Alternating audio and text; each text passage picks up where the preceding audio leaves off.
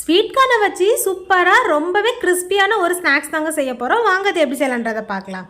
ஒரு sweet corn எடுத்துக்கோங்க, அதை 3 பீஸாக கட் பண்ணிக்கோங்க. அதில் ஒரு பீஸை இப்படி 2ஆக கட் பண்ணி வச்சுக்கோங்க. டூத் பிக்கை வச்சு அந்த ஸ்வீட் கார்ன் ஒரு லேயரை ஃபுல்லாகவே அப்படி குத்தி எடுத்துக்கோங்க. இது மாதிரி எல்லா ஸ்வீட் கார்னையுமே இந்த டூத் பிக்கை வச்சு குத்தி எடுத்துக்கலாங்க. இதுக்கப்புறமா கடாயில் கொஞ்சமாக தண்ணி ஊற்றிக்கலாம். தண்ணி நல்லா கொதிச்சதுக்கு அப்புறமா நம்ம ரெடி பண்ணி வச்சிருக்கிற இந்த ஸ்வீட் கார்ன் ஸ்டிக்கை அதுக்குள்ளே போட்டுக்கலாங்க. இது கூடவே கொஞ்சமாக மஞ்சள் பொடி, கொஞ்சமாக உப்பு சேர்த்து நல்லா மிக்ஸ் பண்ணியுமே விட்டுக்கலாம். இது ஒரு 2 நிமிஷம் நல்லா கொதிக்கட்டும். அதுக்கப்புறமா தண்ணி அவ்வளோத்தையுமே ட்ரை பண்ணி எடுத்துக்கலாங்க. வேக வச்ச ஸ்வீட் கார்ன் கூட ஒரு டேபிள் ஸ்பூன் கார்ன்ஃப்ளவர் மாவு ஆட் பண்ணி நல்லா மிக்ஸ் பண்ணியுமே விட்டுக்கலாங்க.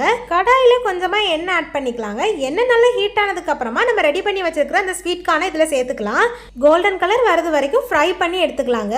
இதுக்கப்புறமா இது கூட கொஞ்சமாக வத்தல் பொடி, தேவையான அளவு உப்பு சேர்த்து நல்லா மிக்ஸ் பண்ணி சர்வ் பண்ணால் சூப்பரான ஸ்வீட் கார்ன் ஸ்டிக் ரெடி ஆயிருங்க.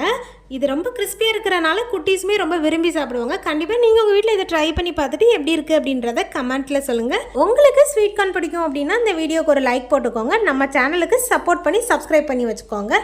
நாளைக்கு வேற ஒரு இன்ட்ரெஸ்டிங்கான ரெசிபி வீடியோவில் சந்திக்கலாம். பாய்.